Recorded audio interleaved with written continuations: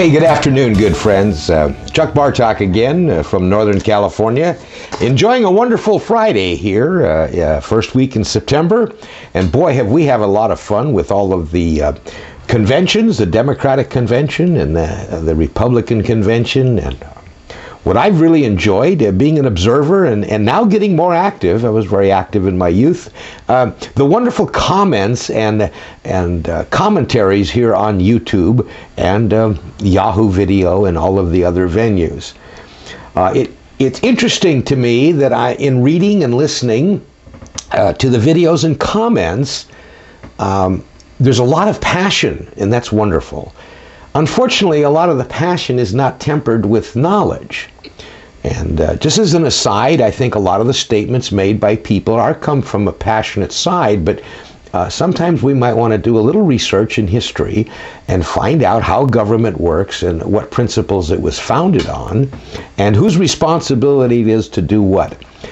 The reason I made this video today is I opened an email from a neighbor, ranch about 3-4 miles away, and she actually helps us train our miniature horses. She picked this up. This is not original. She picked up a letter written by Dave Letterman. And my friend mentioned that probably we will be shocked if you haven't already read this to hear what David Letterman said. And I'm going to quote Mr. David Letterman, a late-night TV host. I have not had the pleasure of watching him very often because I do go to bed about that time. David Letterman writes, "As most of you know, I'm not a President Bush fan, nor have I ever been. But this is not about Bush, it is about us as Americans, and it seems to hit the mark. The other day I was reading Newsweek magazine and came across poll data I found rather hard to believe. It must be true given the source, right? Of course, everything we read in the magazines has got to be true. Sometimes, though, however, the reporters haven't quite done their research right. But who am I to question? I'm just a poor farmer. The Newsweek poll alleges that 67% of Americans are unhappy with the direction the country is headed. And 69% of the country is unhappy with the performance of the president. How come they didn't ask, how about the performance of the Congress and the Senate? Oh, well, we don't want to ask that question. Or the Supreme Court. In essence, 2/3 of the citizenry just ain't happy and want to change. So being the knuckle dagger that I am, David Letterman speaking, I started thinking, what are we so unhappy about?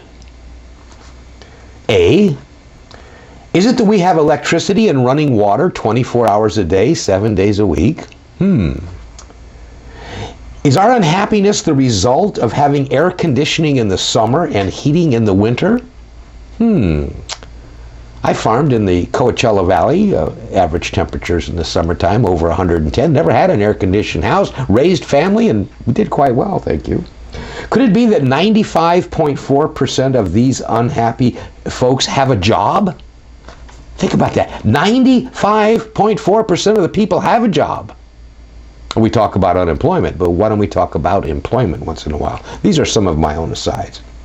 Going back to David Letterman, D, maybe it is the ability to walk into a grocery store at any time and see more food in moments than Darfur has seen in the last year, and, as an aside from Chuck Bartok, at the lowest cost percentage per income of any place in the world.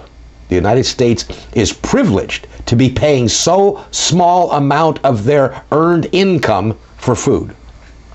I'm talking about food, not packaged goods.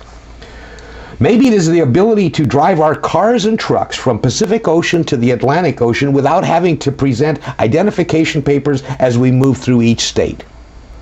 Or possibly the hundreds of clean and safe motels we could find along the way to provide temporary shelter. I guess having thousands of restaurants with varying cuisine from around the world is just not good enough either. Or could it be that when we wreck our car, emergency workers show up, putting their own lives in danger many times, and provide services to help all, and even send a helicopter to take you to the hospital? Perhaps you are one of the 70% of Americans who own a home. Check out the statistics in Germany sometime.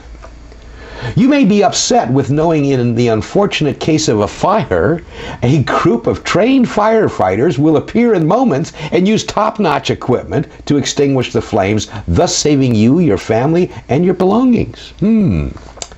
Or if while at home watching one of your many flat-screen TVs, a burglar or a prowler intrudes and an officer equipped with a gun and a bulletproof vest will come to defend you and your family against attack or loss.